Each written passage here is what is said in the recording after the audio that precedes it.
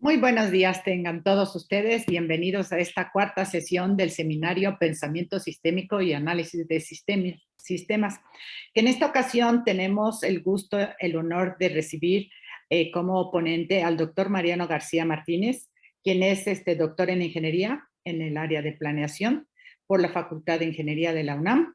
Y bueno, también tiene otro doctorado en Filosofía. Y pues es largo, ¿verdad? Pero ustedes pueden ver el recordatorio y ahí con todos los detalles. También es tan activo que es parte de el Colegio Nacional de Ingenieros Químicos y Químicos AC, además de ser consultor certificado y director general de Anteo Ingenieros S.A., es una empresa, ¿verdad? Entonces, el día de hoy nos presenta el trabajo Probabilidad como herramienta en la planeación de proyectos. Bienvenido, doctor, adelante. Muchas gracias, doctora. Pues buenos días a todos. Muchas gracias por acompañarnos. Y a ver, antes de ir pasando las láminas, yo quiero un poquito dar el antecedente del porqué de esta ponencia. Cuando se creó, se avisó de que se iba a empezar a construir la refinería de Dos Bocas en Tabasco, la tan polémica refinería de Dos Bocas en Tabasco. El Instituto Mexicano de Competitividad sacó un estudio probabilístico donde le confería a esta refinería, a este proyecto, un 12% de posibilidad de éxito. Yo ya traía tiempo atrás por algunos trabajos que he estado manejando con mis alumnos, sobre todo de la Facultad de Química, que han tenido que ver con proyectos de construcción industrial, y se manejaba la cuestión de la probabilidad, de qué tanto debe de haber el uso de la probabilidad o no. A mí me llamó mucho la atención este estudio que hizo el Instituto Mexicano de Competitividad, porque de alguna manera tal vez estamos desaprovechando los beneficios y las ventajas que nos da esta metodología o estas metodologías probabilísticas que nos pueden ayudar en los proyectos. Un proyecto, me adelanto un poco, ya tal vez lo iremos profundizando más en la plática, pero un proyecto pues siempre tiene el problema de que pues es una opción a futuro. Entonces el futuro pues no lo tenemos comprado. De hecho, ya nos dieron una lección de humildad a todos con estos 2 años de la pandemia que vino a parar patas para arriba a todo el mundo y que nadie lo tenía previsto. En un proyecto pues aparecen 20,000 broncas, el dinero que se tenía prometido no se consiguió, el banco tardó más en dar el crédito, la firma de la transferencia de tecnología tardó un poquito más, hubo una huelga de ferrocarriles y el equipo que nos debió de haber llegado no había llegado. O sea, siempre hay broncas porque es el futuro. Y esa es la razón por la cual yo, sin ser un experto en probabilidad, si están esperando que esta presentación va a ser una serie de cálculos matemáticos probabilísticos, de antemano me curo en salud y les digo que no va a ser así. Más bien es una serie de inquietudes que se pueden aprovechar y que dan resultados, aunque a lo mejor todavía no tengamos la explicación necesaria. Bien, ese es el antecedente por el cual lo estoy poniendo y me permito empezar con lo que sigue. Tenemos que conceptualizar el concepto de proyecto. Yo toda mi vida profesional la he dedicado a los proyectos de ingeniería. Desde prácticamente de salir de la carrera, me inyectaron me hicieron adicto a este rollo que es el proyecto. El proyecto es una actividad única, ¿eh? No hay 2 proyectos iguales, aunque estén haciendo lo mismo. El proyecto es una actividad única con objetivos futuros que involucra la toma de decisiones presentes para la transformación de recursos en un bien o servicio requerido. Esto de que es toma de decisiones ahorita es algo vital para que tengamos un proyecto. Si yo ahorita decidí adquirir una tecnología para fabricar determinado producto, voy a poder estar fabricando ese producto tal vez en un año, en lo que se lleva a cabo el proyecto. Y es factible que esa tecnología ya esté obsoleta o haya salido una más competitiva. La decisión presente con objetivos futuros. O sea, yo el proyecto lo empiezo a vivir ahorita, pero voy a empezar a ver sus consecuencias hasta después. Esto yo se los comento cuando les decía que toda mi vida yo me he dedicado a los proyectos. Es porque se vuelve uno adicto a enfocarse en lograr los objetivos de algo que tiene principio y fin. Un ingeniero de producción generalmente pues tiene una serie de habilidades para mantener una línea productiva. En el caso de nosotros es todo lo contrario. Y implica, dentro de esto mismo, implica el tener esos altibajos de actividades. A veces no tenemos proyectos, o a veces el proyecto ya decayó, ya pasó su momento de gran expectativa y empieza a bajar la situación del proyecto. Entonces, eso hace que cambie mucho y formativamente nos hace de otra manera. Entonces, se los comento porque pues es una cosa en la que yo sí estoy, como les decía, adicto. Me inyectaron la adrenalina que genera estar manejando los proyectos. Entonces, eso es por lo pronto para ir conceptualizando lo que yo quiero hablar del proyecto. ¿Qué características tiene un proyecto? Y me refiero a una más industrial, ¿eh? Es un proyecto inmobiliario, un proyecto comercial, un proyecto de cualquier tipo. Un proyecto es algo que vamos a hacer. La principal característica es que tiene objetivos específicos bajo restricciones de tiempo, dinero y especificaciones. Son los tres ejes que manejan un proyecto. Lo tengo que terminar en determinado tiempo, lo tengo que... Antonio, no sé si tengan inconveniente, me están preguntando que cuál es el momentos críticos de un proyecto. Si quieres, aguántate y terminando el proyecto empezamos lo de la cuestión de preguntas y respuestas, si estás de acuerdo. Yo ya te lo contesto con mucho gusto.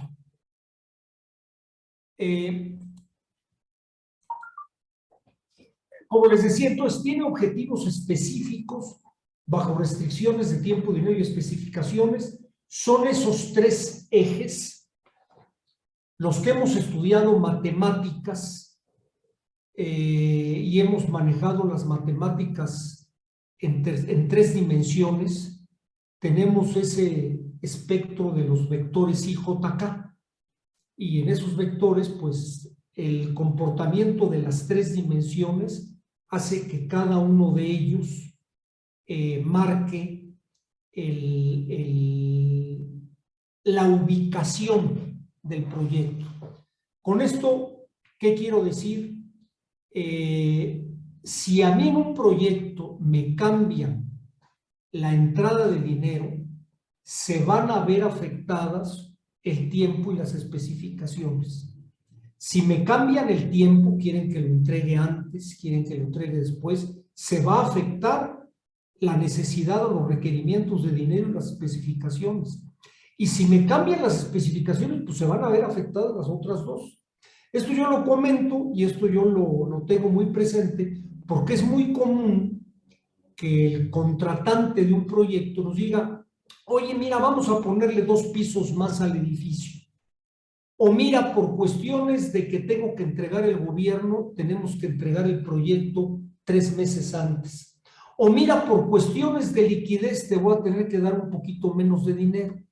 Y siempre se hace eso esperando que el resultado va a ser el mismo. Es imposible.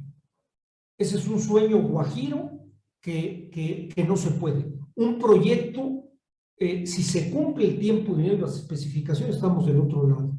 Si se afecta cualquiera de ellos, van a verse afectadas las otras dos. La otra característica es que tiene definidas fechas de inicio y de término. Eso es característico de un proyecto. A diferencia, como yo les decía, de una disciplina, por ejemplo, de mantenimiento, aquí sabemos cuándo arrancamos y sabemos cuándo tenemos que terminar. Y ahí se acabó. No es de que lo puedo seguir sobando, lo puedo seguir manteniendo, a menos que no lo haya hecho bien. Tiene límites de fondeo de recursos. A mí jamás me ha tocado tener un proyecto en que me hayan dado un cheque en blanco. Generalmente siempre andamos a la cuarta pregunta y con los recursos restringidos. La otra es que consume en el desarrollo del proyecto, acuérdense lo que yo les hablaba en la lámina anterior, de que tiene que ver con una situación donde se involucran decisiones hoy. Esas decisiones implican ya consumir recursos humanos, materiales, recursos económicos y de tiempo. El simple hecho de hacer un estudio conceptual original del proyecto, pues tiene uno que dedicarle tiempo, se tiene que contratar gente. Todavía no hemos puesto un tabique o no hemos metido una máquina, no hemos movido un kilogramo de tierra y ya se está trabajando en el proyecto. Empieza a consumir recursos. Por eso, lamentablemente, en nuestro país nos hemos enfocado mucho a ser más bien comerciantes. El empresario no le gustan mucho los proyectos porque tardan tiempo, no se ven los resultados de inmediato. Si yo pongo una tienda, la instalo en un par de semanas, abro la cortina y empiezo a ver si se mueve o no se mueve. Un proyecto, pues una refinería, ahorita que les ponía yo el ejemplo de la refinería de Dos Bocas, pues es un proyecto de 5 años. Entonces, el inversionista lo piensa, va a ganar mucho dinero, se va a posicionar, pero tarda. Entonces, eso es algo muy importante y muy, vaya, sería momento de sería punto para discutirlo en otro momento, nuestra idiosincrasia empresarial está en la actualidad muy en contra de ese tipo de proyectos, lo cual es lamentable, pero bueno, no es asunto de esta plática. La otra es que un proyecto es multifuncional. Ojo, eso ahorita va a ser muy importante cuando nos metamos un poquito en la cuestión de la probabilidad. En un proyecto se tienen que manejar muchas cuestiones. Se manejan cuestiones económicas, cuestiones humanas, cuestiones técnicas, cuestiones legales. Y el director de proyecto y el responsable del proyecto tiene que andar cabeceando todo ese cambio de situaciones y que hay que jugar con ellas en el hoy, pero que va a repercutir en el futuro. Simplemente a nivel inmobiliario, si nosotros andamos un día tranquilos en el tráfico, por cada calle que pasemos y que recorremos, nos vamos a encontrar esqueletos de edificios. Yo les llamo cadáveres. Son cadáveres de algún proyecto que se malogró, porque empezaron a construir, pero algo pasó. O no había el permiso, o hubo algún problema de herencias, o hubo alguna demanda, o no se pagaron impuestos, y tronó el proyecto. ¿Por qué? Porque hay muchas razones que puede hacer que un proyecto se venga abajo.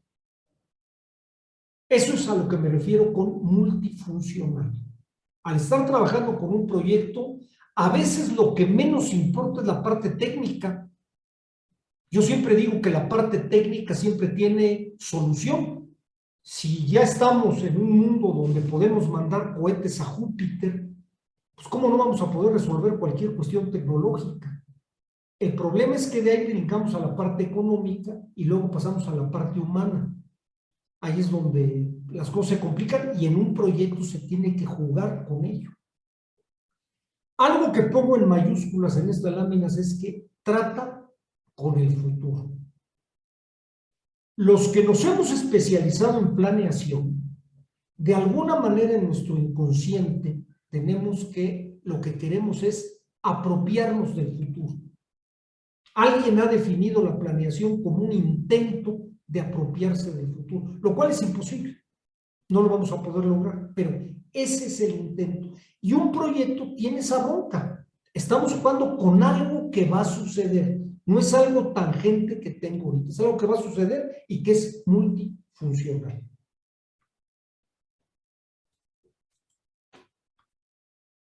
Precisamente por tratar con el futuro existe incertidumbre.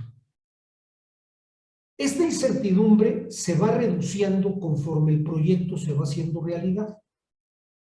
De la misma manera que cuando nosotros tomamos una carretera nueva, empezamos a transitarla, nunca la hemos tomado y pues nos preocupa, no sabemos si va a haber gasolineras, no sabemos si está muy dañada, si va a haber baches, si es segura, si hay violencia, si hay algún pueblo por el que... No lo sabemos. Conforme vamos avanzando, vamos reduciendo la incertidumbre. No necesariamente el problema, pero sí la incertidumbre. Confirmamos que no hay gasolineras y decimos, bueno, qué bueno que cargué el tanque, o qué bueno que hasta me eché de precaución un bidón aparte. Nos damos cuenta de que pues, se ve medio insegura, se ve medio sola, entonces vamos con la preocupación, pero ya nos confirma lo que traíamos en la mente. Ese es el concepto de incertidumbre. Y la planeación nace para reducir la incertidumbre. No vamos a lograr nunca apropiarnos del futuro, pero sí vamos a lograr reducir esta cuestión de la incertidumbre. Un proyecto tiene generalmente estas etapas. Arrancamos en su base con el diseño conceptual. El diseño conceptual que nos dice qué vamos a hacer y más o menos sobre las rodillas empezar a pensar si conviene o no conviene.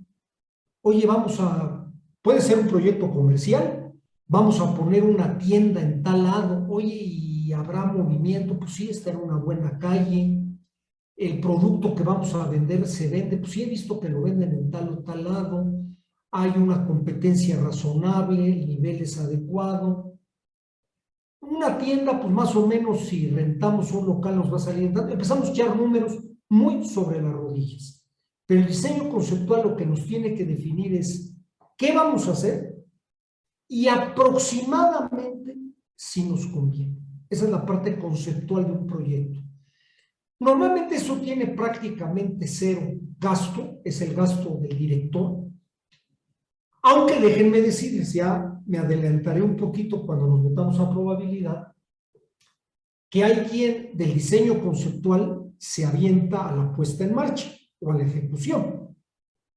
Tenemos proyectos, no es por hacer grilla innecesario por criticar, pero tenemos, por ejemplo, el caso del Tren Maya, que estamos haciendo ahorita, tenemos el caso de la carretera que se hizo, la autopista del Sol, cuando se construyó, que son proyectos que prácticamente el diseño conceptual se fue a la obra. ¿Por qué? Pues por las presiones de gobierno, de presupuestos, y tenemos lo que ahorita vivimos con el Tren Maya.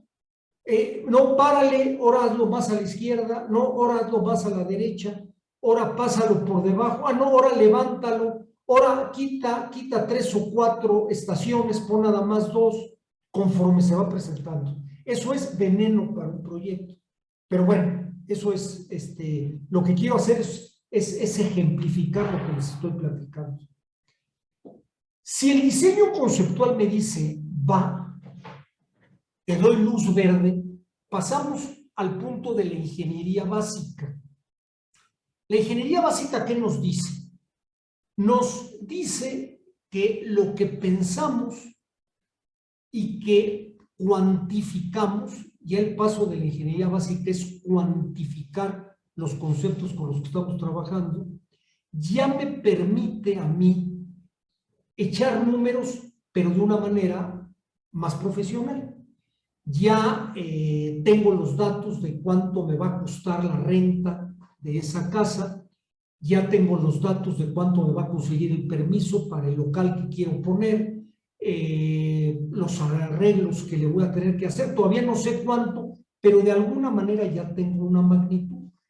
Esta ingeniería básica, su principal objetivo es determinar muy bien los requerimientos físicos del proyecto y en un 60% de exactitud hacer una primera evaluación económica. Normalmente a este nivel es cuando en un proyecto se arma el plan de negocio y se sale uno a buscar inversionistas o prestamistas. Es cuando ya tenemos el elemento para ver cuánto vamos a necesitar de dinero, cuánto tenemos, cuánto alguien nos lo va a dar, si el material es difícil, el tiempo, ya las etapas de algún momento las tenemos definidas. Si la ingeniería básica nos dio esa evaluación económica bien, pasamos a la ingeniería de detalle. Voy a tratar de explicar muy brevemente la diferencia entre ingeniería básica e ingeniería de detalle. Una ingeniería básica sobre elaborar la silla en la cual estamos sentados todos nosotros implicaría que tengo que definir los metros de tubular, los kilos de borra para el asiento, las llantas, los litros de pintura, pero nada más hasta ahí. La ingeniería de detalle es cuando ya tengo un plano donde me dice cómo le voy a dar forma al tubular, cómo voy a acomodar la borra, qué tipo de asiento voy a poner, qué tipo de armado le voy a dar, si va a ser giratorio, qué distancia va a tener, y se va a reflejar en un plano. Ese plano es el que nos va a permitir ya construir. La ingeniería de detalle es cuando nosotros ya estamos armando para construir, para que ya el siguiente punto sea dárselo al constructor o al artesano o al fabricante o al herrero y que pueda seguir adelante. Para pasar a la ingeniería de detalle tenemos que tener el visto bueno de la evaluación económica que creamos durante la ingeniería básica. La ingeniería de detalle ya tiene un 80-85% de exactitud, entendiendo los cambios que puede haber, puede haber devaluaciones, todavía no hemos comprado nada, puede haber cambios legales, puede haber algún nuevo permiso que se tenga que pagar, o sea, no podemos hablar de exactitudes como tal. Pero esta ingeniería de detalle me permite tener ya un estudio formal de factibilidad técnico-económica. Si se fijan, ya lo que es la ingeniería básica y la ingeniería de detalle tienen un costo interesante. Ya para la ingeniería de detalle tuvimos que contratar calculistas, tuvimos que contratar un especialista, tuvimos que hacer planos, eso lleva horas hombre, es pues muy factible que ya nos hayan prestado dinero, entonces está corriendo el tiempo de los intereses que se están generando. Este estudio de factibilidad técnico-económica, si tiene luz verde, es cuando vamos a pasar a la parte de vuelo del programa, del proyecto. ¿Qué quiero ejemplificar cuando les digo la etapa de vuelo?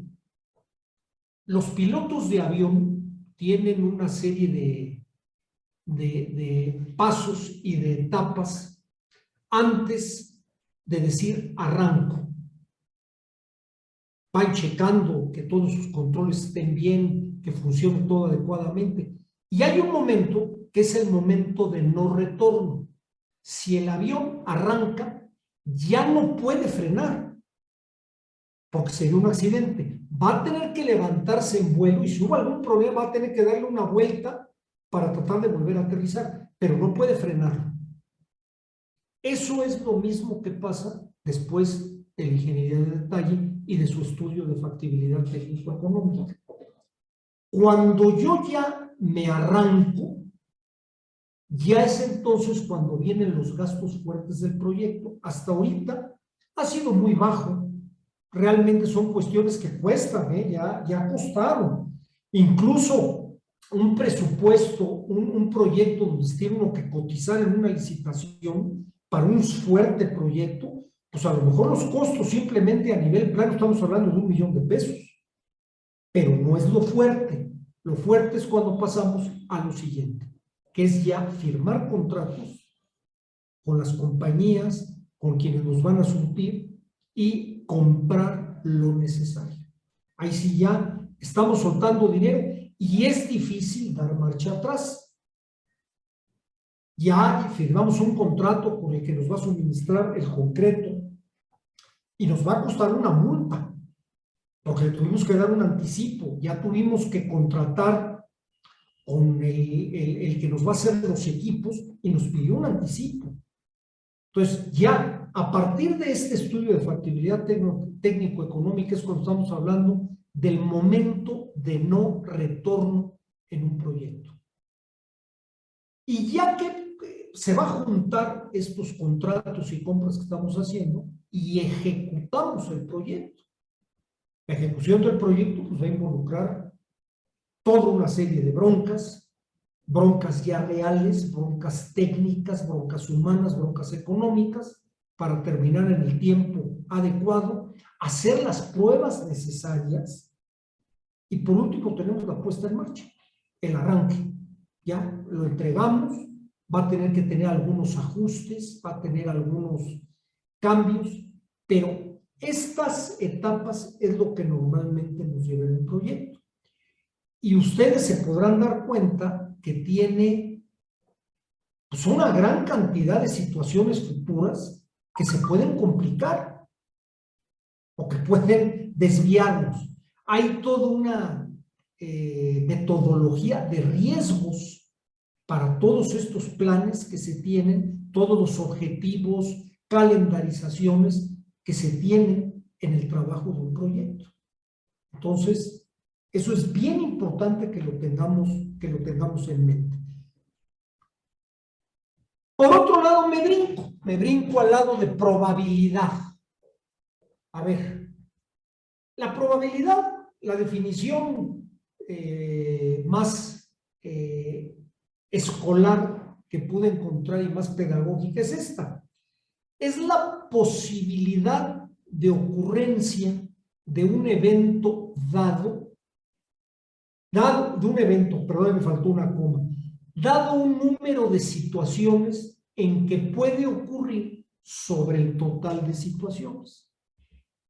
Para ejemplificarlo y no quedamos en una definición fuera, es la moneda. La moneda tiene una situación de ocurrencia.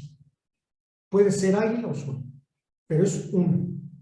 Pero tiene dos situaciones totales que tenemos que tomar en cuenta, que son las dos caras de la moneda, lo cual implica que la probabilidad de que salga acá sol o águila es de 1/2. Un evento de ocurrencia contra el total de los eventos que está generando. Claro, ustedes dirán, oye, pues qué fácil. Bueno, esto que les estoy poniendo se puede complicar enormemente. ¿Por qué? Porque pueden incrementarse los eventos de ocurrencia, pueden incrementarse los eventos totales. Y estos eventos totales pueden ser de diferentes situaciones con los cuales se tienen que hacer cálculos individuales.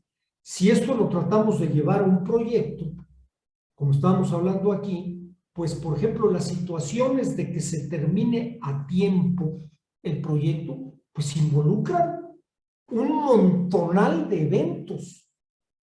Un montonal de eventos que cada uno tiene una probabilidad. ¿Qué probabilidad hay de que me entreguen el cambiador de calor que me debe de llegar el 15 de enero del 2023? Pues tiene una serie de eventos que hay que tomar en cuenta. ¿Y qué probabilidad hay de que los demás equipos estén a tiempo de poderlos conectar? Bueno, pues eso tiene también toda una complicación, lo cual no es fácil, incrementa. Pero lo que me interesa, acuérdense que yo les dije al principio de esta plática, no es una clase de probabilidad, no me atrevería, no es mi especialidad, sino es una serie de conceptualizaciones que quiero someterlas a su consideración.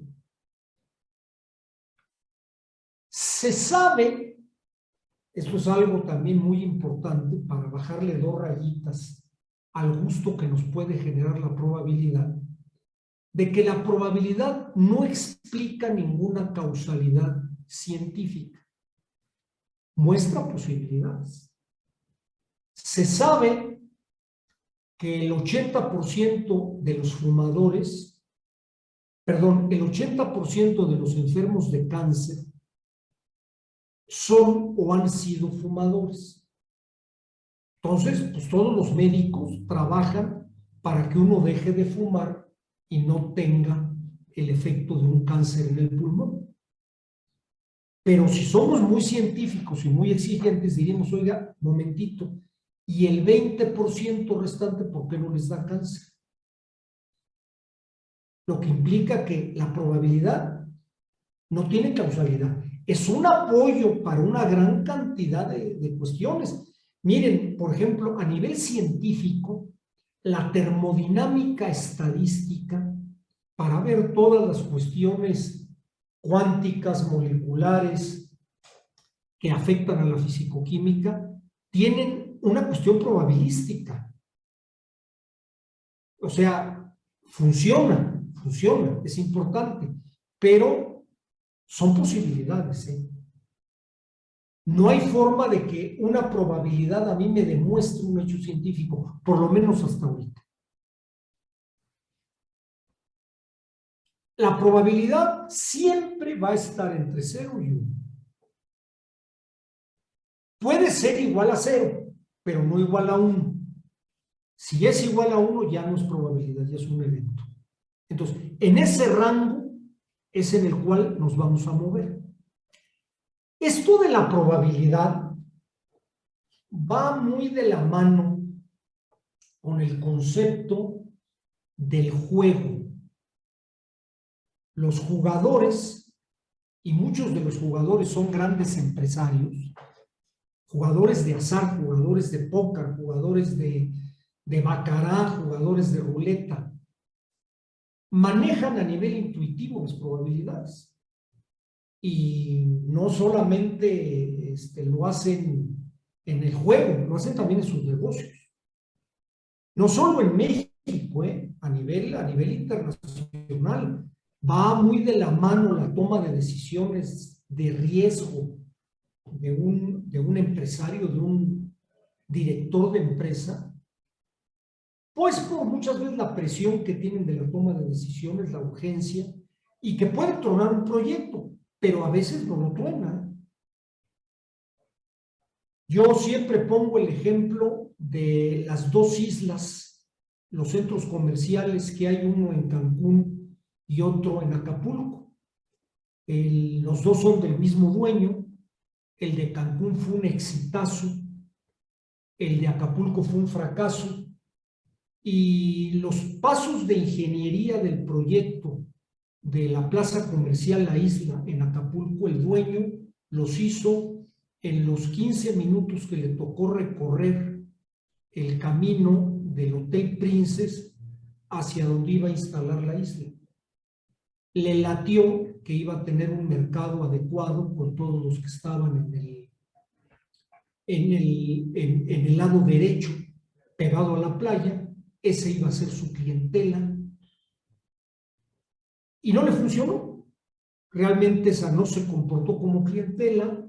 la plaza de la isla quedó manejada por la gente que vive en otras zonas de Acapulco con menos recursos, entonces no consumen los restaurantes de lujo, los comercios de lujo, pero consumen el cine y consumen los helados. Yo llevo a mi novia, le invito un helado en una plaza bonita y quedo como mago, pero no hago el consumo para lo que fue pensada.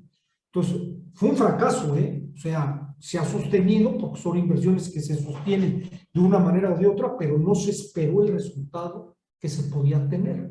Ese es, por ponerles un ejemplo de a veces cómo se toman estas decisiones. No se hace uso de probabilidad, simplemente es una intuición, y tampoco se hace uso de una planeación profesional. Eso pasa en muchos lados. Como les digo, a veces funciona y a veces no. ¿Por qué? Pues porque hay azar. Hay azar y la probabilidad tiene mucho que ver con ese azar. Cómo se acomodaron los planetas en ese momento, cómo se dieron las circunstancias, la pelota que estaba en la red, de qué lado cayó y por qué cayó en este y no en el otro. Vivimos en un mundo incierto, complejo y lleno de cambios y lleno de posibilidades. Y por eso a mí me mueve tanto el usar y jugar con la probabilidad.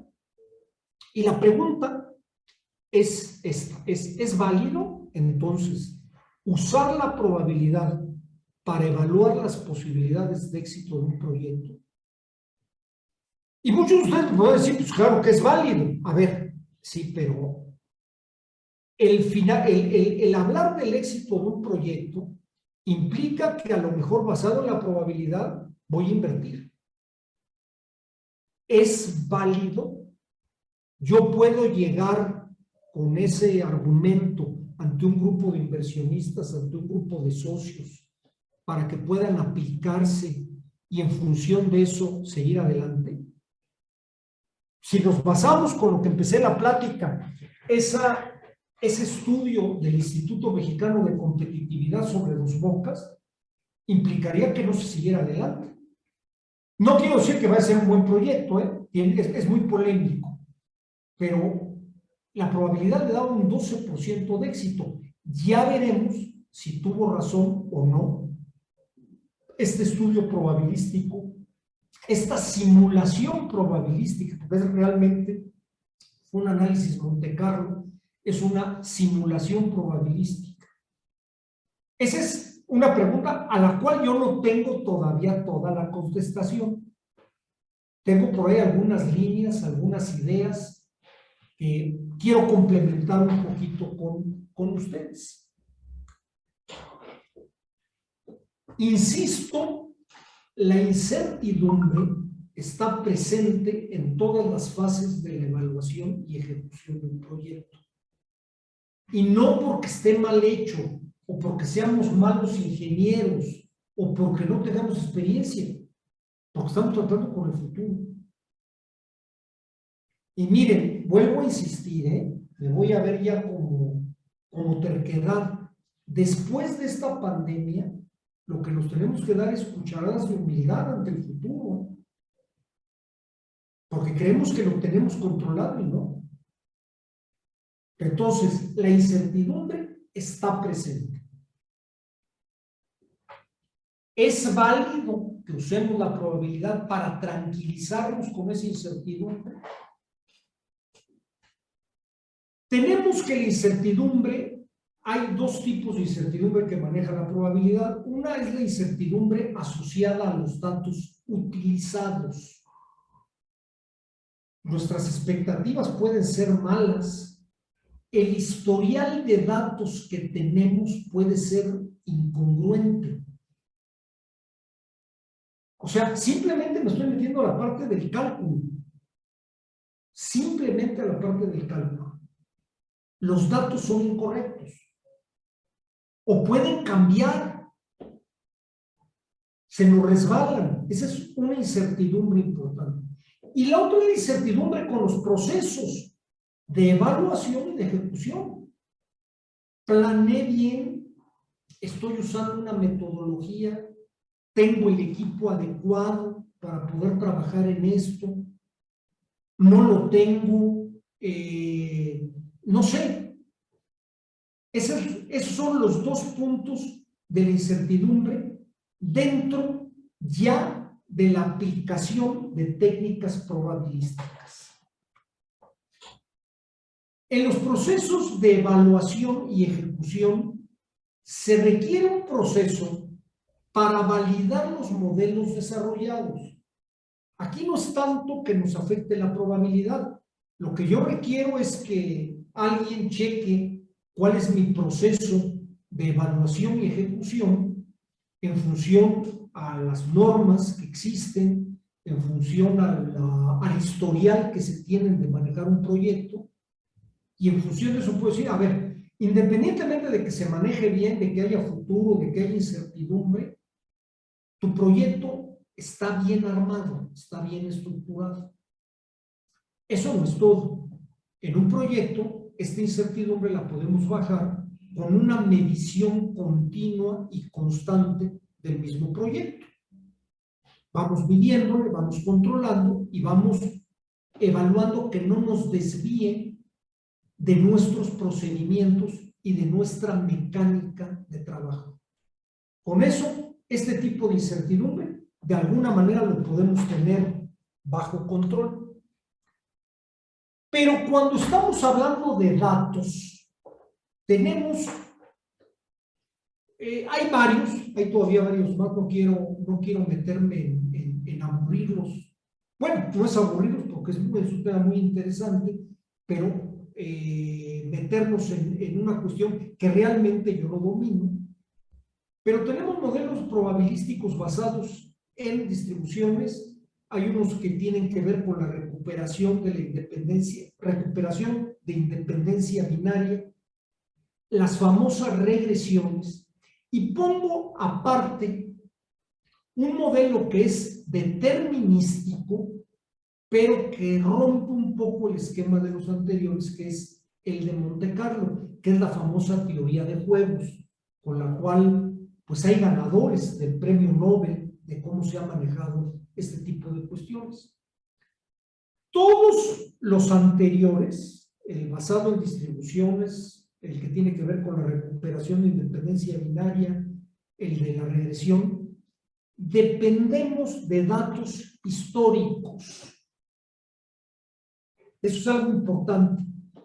¿Cómo puedo yo analizar la probabilidad? Por ejemplo, hay un caso muy común que se usa en las escuelas para la probabilidad, que es ese juego para determinar las colas, las ventanillas que debe de tener abierto un banco, y se tiene información histórica del comportamiento. En un proyecto, y me regreso a la definición original del proyecto, no tenemos esa información, porque es un proyecto nuevo. Podemos tener cosas que se pueden extrapolar y que usamos, pero si queremos usar la probabilidad como nos han enseñado a usarla, no tenemos información histórica. Eso me lleva al método de Monte Carlo, que lo enlaza con el proyecto porque se enfoca al futuro. El método de Monte Carlo, hablando un poquito en teoría, se basa en simular una situación azarosa, aleatoria, que no necesariamente tiene que ver con algo histórico, sino con el azar. Y por eso es el que normalmente se usa en este tipo de proyectos, en este tipo de estudios sobre un proyecto. Este proyecto, es un simulador basado en números aleatorios.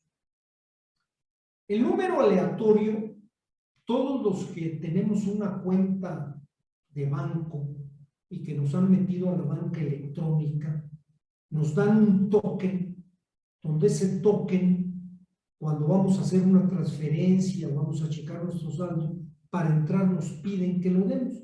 Y ese es un número que dura 1 minuto, se borra y aparece otro.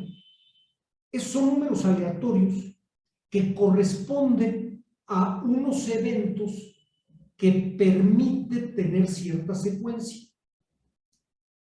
En el caso de una programación ya probabilística, los números aleatorios tratan de representar el azar.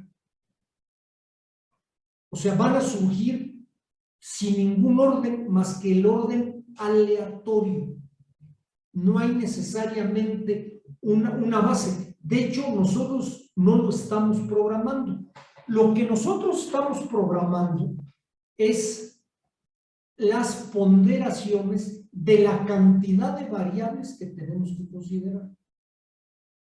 Si nosotros hiciéramos un método de Monte Carlo para el ejemplo que yo les ponía de la moneda en un principio, pues está muy simple.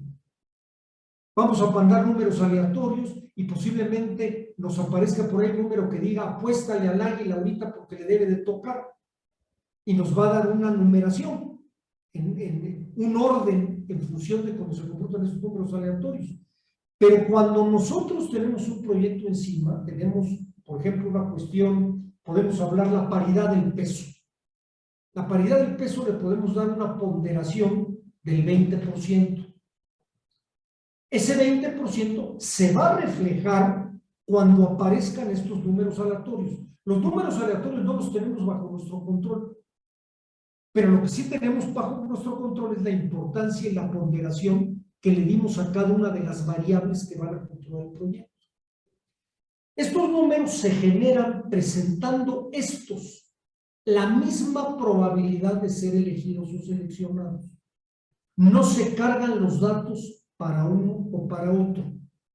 Están en función del azar y tienen todo un cálculo matemático. De hecho, para manejar esto, pues se requiere un software de computadora. No es algo tan fácil como para poderlo estar manejando así alegremente. Hay una gran cantidad de softwares que ya dan toda una instrucción para poder aplicar este tipo de técnicas.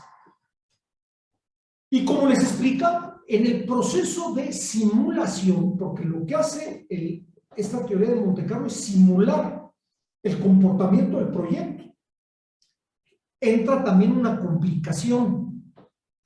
En esta simulación, y es un estudio muy robusto, son estudios y cálculos muy robustos, donde ¿cuántos años le vamos a dar al proyecto? 4 años. ¿Qué cambios va a haber en el proyecto? Porque miren, en las etapas del proyecto pasa algo muy, muy interesante. Es como cuando uno está a nivel del suelo, uno ve lo que tenemos a la altura de nuestros ojos. Si subimos al primer piso y nos asomamos a la ventana, la visión ya es diferente. Si subimos al segundo, lo mismo, al tercero, al cuarto, al penthouse. Llega un momento que tenemos la visión general. Al tener la visión general, que no la pudimos tener desde el primer piso, nos cambian las situaciones de riesgo o las situaciones de cambio con la cual nos podemos enfrentar. Entonces, es realmente todo un proceso complicado. En el proceso de simulación van apareciendo y se asocian a las variables que controla el proyecto, estos números aleatorios, y con la ponderación para cada una, que eso sí nosotros se la asignamos. Nosotros, ese es el punto central, marcamos las reglas del juego para que se simule al azar, pero con las reglas del juego que nosotros estamos poniendo. Entonces, ahí hay la mano negra del ser humano, ¿eh? No es algo que salga de la nada. Toda simulación bajo un modelo creado es una amputación de la realidad. A ver, todo esto que estamos jugando es un mundo subrogado, es un mundo que no existe. Estamos jugando con él para simular que nos genere información y veamos qué posibilidades hay. Por ejemplo, los simuladores de vuelo que usan para entrenar a los pilotos, hacen este tipo de cuestiones. Manejan tanto las experiencias anteriores como el manejo de números aleatorios que presenten situaciones diferentes. ¿Es lo real? No lo sabemos. ¿Se acerca a lo real? Bueno, los ejemplos nos dicen que sí, que hay que tomarlo en cuenta, pero es una amputación de la realidad. Y aquí empiezo a hablar de aquella famosa y sin embargo se mueve. Bueno, y sin embargo funciona. La probabilidad, con todo esto que les estoy diciendo, funciona. La predicción de resultados vía probabilidad tiene una incidencia con los resultados reales de un 70% en casi todas las cuestiones con las cuales se trabaja la probabilidad. Es casi como el famoso programa de Pareto, que el 20% de nuestras acciones dan el 80% de los resultados. No tiene ninguna explicación, pero prácticamente siempre se cumple. Bueno, la realidad cuando ya vemos la cantidad de estudios probabilísticos que se hacen sobre determinados proyectos es que casan en un 70%. Entonces, ahí tenemos que ver qué decidimos. Porque el mundo de las finanzas y los seguros, por poner un ejemplo, se basan en el análisis probabilístico. Las grandes inversiones bancarias se toman en cuenta con las probabilidades. De una o de otra manera o como quieran usarlas. Entonces, ese concepto que yo platicaba en un principio de que no tienen causalidad científica es cierto, pero a la hora de la verdad cuadra. Y desde el punto de vista pragmático, pues creo que es una herramienta que no tenemos por qué despreciar, en mi opinión. ¿Qué conclusiones podría yo tener sobre esto que les estoy platicando? Yo recomendaría que la probabilidad sí se use, se hagan cálculos serios de probabilidad para cualquier tipo de proyecto.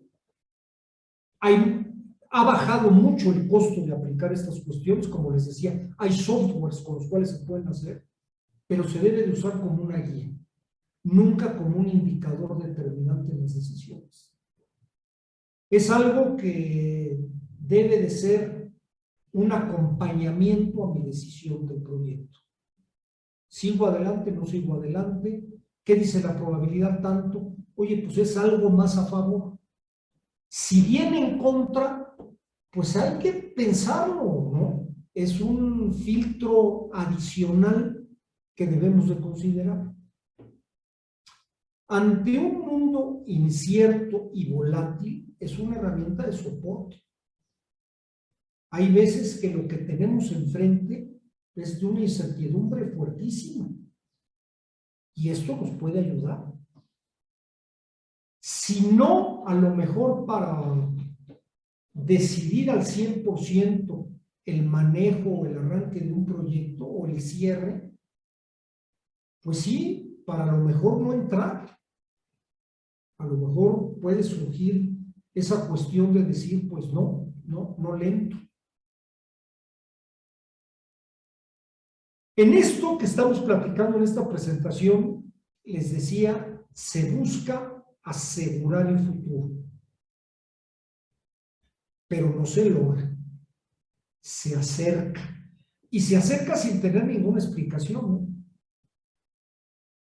Depende, esto es también muy importante porque un mal diseño de un modelo probabilístico, o más que un mal diseño, porque ya diseño no hay de los principales modelos, una mala aplicación del modelo probabilístico que tengamos entre manos, pues nos da en la torre.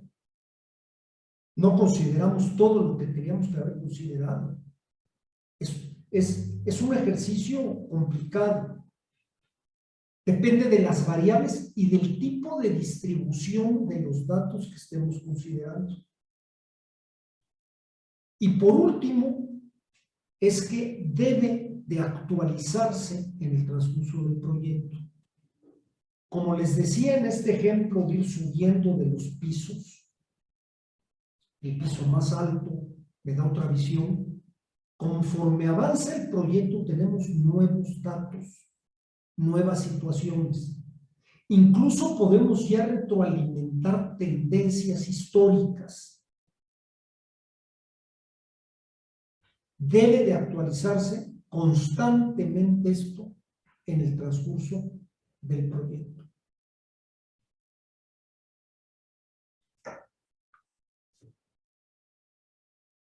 La incertidumbre asociada a los datos utilizados, que no tiene que ver con este método de Monte Carlo, necesitamos realizar un análisis de sensibilidad de cada concepto involucrado.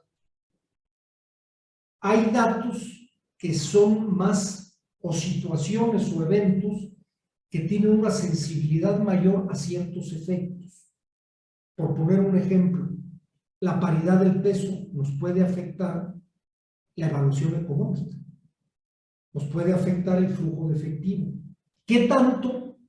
Ese es el análisis de sensibilidad que en un análisis normal de probabilidad lo tenemos que estar contemplando.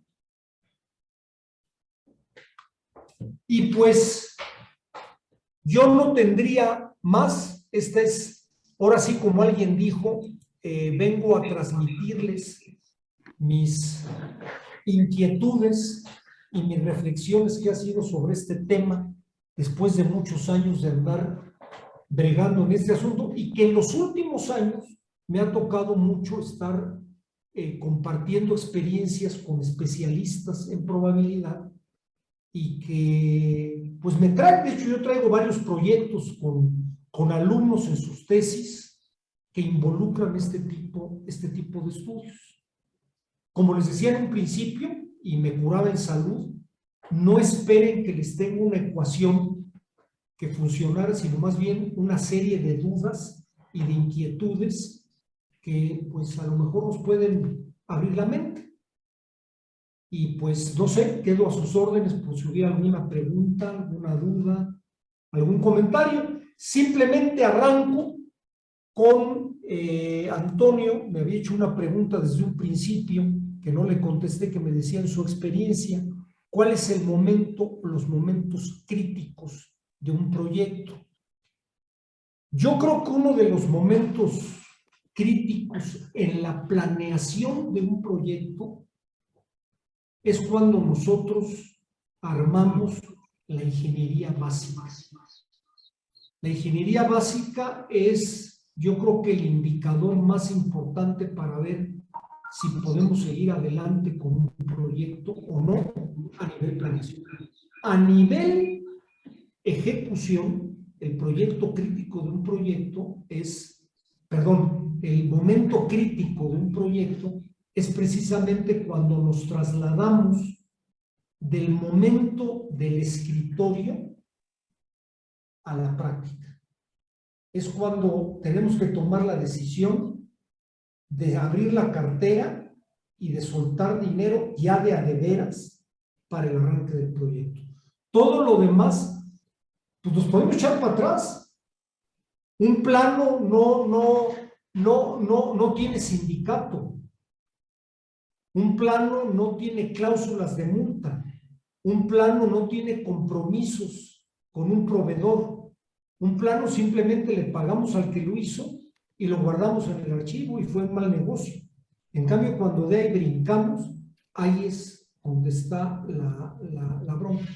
Un poco crítico de un proyecto, cuando no tiene planeación, es el momento final. Normalmente en el momento final estamos muy acostumbrados, es cuando le estamos echando todo el montón, ya nos llegó el agua al cuello, ya tenemos que entregarlo, ya nos andan persiguiendo. Entonces cuando queremos controlar todo, mejorar todo, porque al día siguiente lo tenemos que entregar y a veces es peor. Pero ya no es tan crítico, eso es más bien algo personal. Pero los dos momentos críticos para mí importantes es el momento de la ingeniería básica, el cálculo, la evaluación que ahí se debe de hacer, que define muy claramente alcances, no alcances, y el brinco de la ingeniería de detalle a la etapa de compras, contratos y ejecución. Antonio, no sé cómo la ves. Permítame un momento. Se va a parar el video.